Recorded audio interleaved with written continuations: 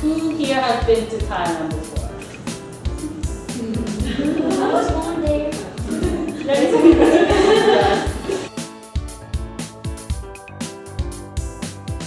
Okay, so we will just go over sort of, like I said, the background of Thailand. So I'll just give you some facts such as population of Thailand as of year 2013 is 67 million.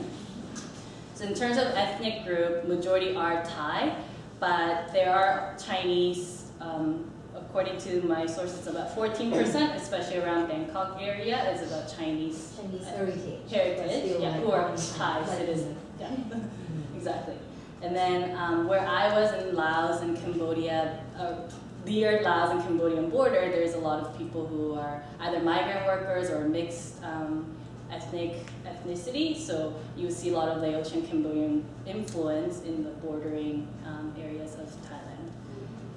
So that's the population. And then the religion is about 95% Buddhist. So I definitely notice on my daily life that temples are like the center of a lot of things. It's where like the Thai communities are based, that's where the special ceremonies happen. That's obviously where the monks are. So I found that it was a very big part of everyday life to pay respect to Buddha or to pay respect to your both the living and the dead, but it all happens sort of in a temple setting. And I personally am not Buddhist, but I found that you sort of embrace it, and it's part of like the culture and the life there that to go to temples and to pay respect. And in terms of gender inequality index, they rank about just below 70 out of the 146 countries. To put it into context, Canada is about 11 on this index, and then like Thailand is about 69. And so it kind of is in the middle, if you think about it. And Thai women's status in the society has improved a lot because a lot of the women are employed outside of homes, do work in different sectors of the society, like outside of farming. But the thing is, the women tend to have to retain their traditional role of like being a housewife and being a homemaker on top of their full-time employment. Since 2011, there has been universal health care in Thailand for all Thai nationals. So this will kind of make more sense once we start talking more about HIV/AIDS and access to medication for Thai nationals. So now we're going to get into a more focused conversation about the HIV and AIDS situation in Thailand. And I will compare it to Canada just so that that's where we are now, and I want to give it more of a context. So as you can see, the adult age 15 to 49, the prevalence rate of HIV is about 1% to 1.2%. Whereas in Canada, it's about 0.2% to 0.4%. So Thailand has a lot higher prevalence rate, and according to, it's considered an endemic country when the 1% of the population or more are considered HIV positive. The third one, as you can see, is the adults age 15 and up living with HIV. So in Thailand, it's about 450,000, and then in Canada, it's about 59,000. The death due to AIDS, there's about 21,000 deaths in Thailand, whereas there's less than 500 in Canada. So in terms of the women age, we'll look at sort of the factors and the key issues behind that, because that was the area that I was personally interested in going into this internship. Okay, so to compare the vulnerable groups who are at risk of HIV in the city of Toronto versus Thailand, I'm going to go over, according to Toronto Public Health, who are considered HIV priority groups. So these are the groups. They're the gay men and men who have sex with men, the injection drug users, Aboriginal peoples, and people in prison. So these are considered priority groups, and that's where a lot of the funding goes from Toronto Public Health to do prevention work for these groups. But it's very different in Thailand. So these are the trend among the new HIV infections. So this is all collected from when people go for HIV testing. This is what they see as high risk in Thailand. So it's actually heterosexual couples, because 1 in 3 new HIV infection in Thailand will occur among married or unmarried, but people in intimate relationships between men and women. And that's yeah, in 2012, that's what they saw. And another group is mother-to-child transmission in Thailand is very common because when you're looking at women in their reproductive years of 15 to 49 years, they found that the rate of HIV transmission was estimated to be about 3%. But in Canada, it's about less than 1%. That just means like when a pregnant woman is HIV positive, there's a higher chance that the child that's born will also be HIV positive. So as you can see, it's a huge difference between Canada, which is less than 1%, and then in Thailand, it's 3% chance of transmission between mother to child. And then another group is looking at youth between the age of 15 to 24, so usually high school and university or college age students. And the reason is because when they did a survey, only half of these school students who had multiple sex partners used condoms regularly in the last 12 months. And it might be because the reason could be like access to condom, but also just having sort of space to talk about healthy sexuality or sexual health, to know the risk of having unprotected sex. I don't think is as widely known in Thailand as it is in Canada.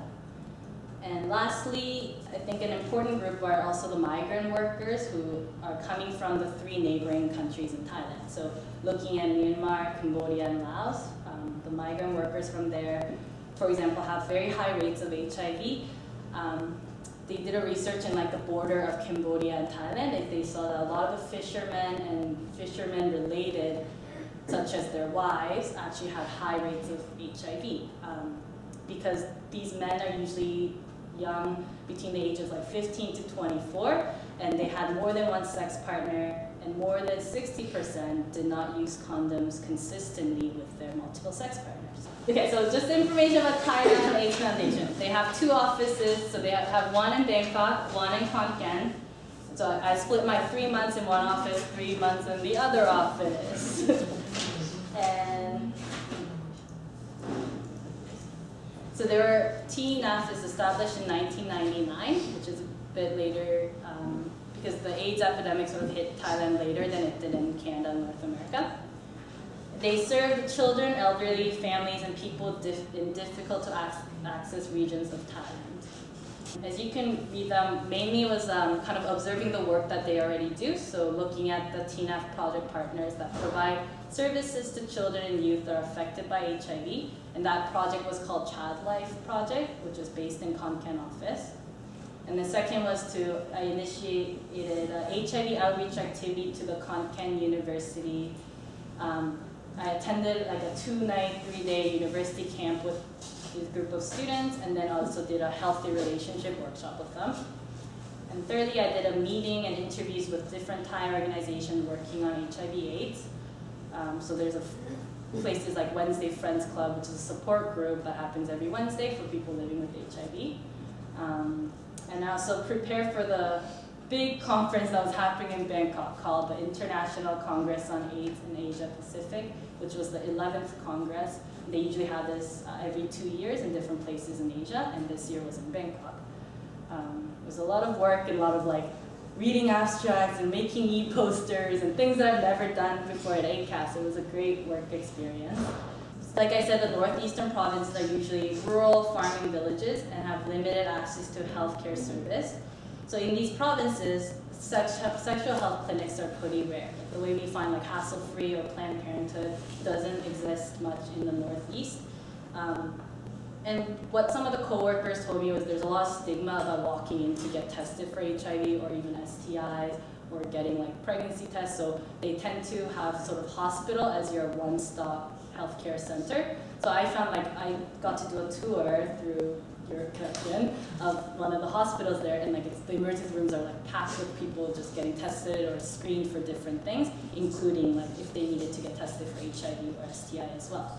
A lot of the young women who live in Isan northeastern area sometimes have to turn to sex work because there's not sufficient income generating activity for women. And some of the medical staff are saying that women have to turn to sex work in urban centers, so when they're young they will go be sex workers, and then when they're ready to sort of like marry or get settled and start their family, they come back to their villages and enter heterosexual relationship without having access to necessarily HIV testing or condoms or treatment. So the medical staff said that's one of the risk factors, how women become HIV positive and how they think these women bring HIV to their communities. So that opinion I didn't necessarily agree with, because I think we do have to look at like what are the reasons that put women turn to sex work, like what are the reasons that young women find that they have to, only way to make money is sort of sex work, and then they have to come back and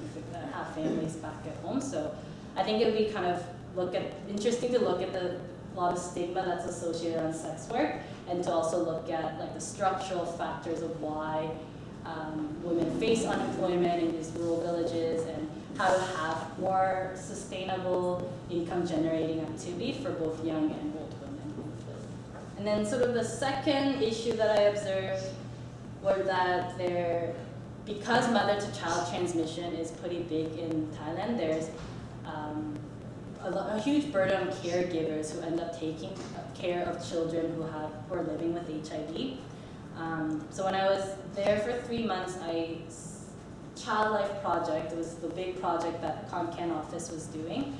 And it's a 3-year project that's funded by Global Fund. And the goal is for the children who are affected by HIV and AIDS and other vulnerable children who are living in the high prevalence areas to achieve full potential in both health and development.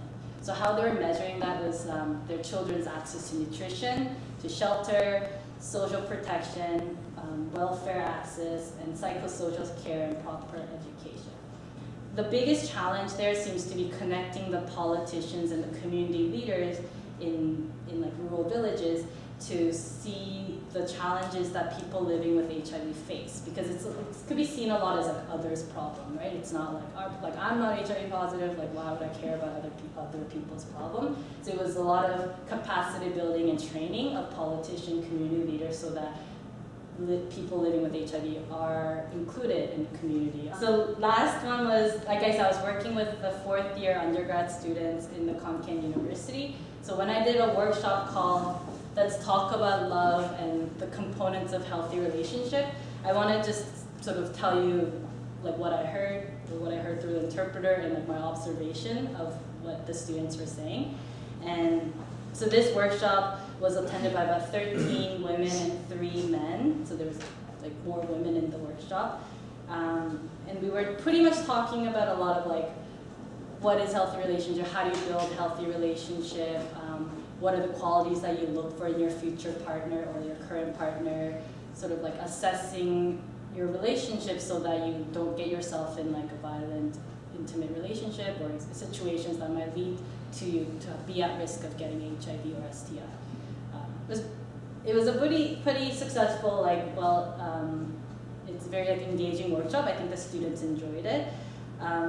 And I think my main observation is that like youth dating culture and the sexual behaviors are not really that different than Canada and Thailand, because I think one observation is that for these students, they're living away from home, living in residence or dorms, and I think they have independence and sort of like freedom for the first time in their life, and they're kind of exploring their sexuality, exploring partying scenes, there's drinking or maybe other drugs involved. So I don't think there's too much difference in their dating or sexual behavior, but there is definitely a huge social norm of premarital sex is definitely still a big taboo, and it's very rigid, and it's like looked down upon to have a premarital sex.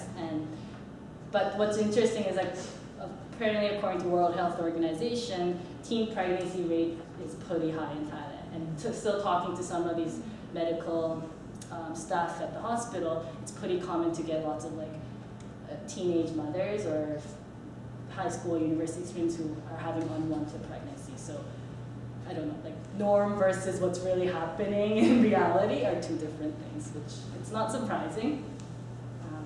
So a little bit about the workshop. I guess in terms of the gender norms that are preventing women from negotiating for sex, they were saying that in Thailand there's kind of a double standard. So the students were telling me of like what is appropriate behavior depending on gender. So for example, girls who carry condoms or are interested in talking about sexual health or sex are perceived as like promiscuous girls. Like you shouldn't be talking about these things, and they're looked down upon for like wanting to have premarital sex and not respecting their family or religious values. So the women in the workshop were saying there's a very limited safe space where women can go and ask questions about sexual health and to want to know more about how to like take care of their own health, because in the end girls shouldn't be interested in these topics. So that was a huge barrier in them getting the correct information and negotiating safer sex. They talked a lot about sort of the generational difference on dating ideals. So what the parents want them to, who they want them to marry or have as boyfriend, girlfriend versus what they want is a huge difference. And so they think that in that way, maybe Thai culture is more different than North American culture, because those ideals that your parents have for you are stronger influence on your decisions. So maybe you hide your boyfriend or girlfriend, or maybe you don't talk about the fact that you're in a relationship with your parents or family because they're not going to be the people that they're going to approve of, right? So there's like sometimes a double life where there's not like open communication in the family talking about healthy relationships.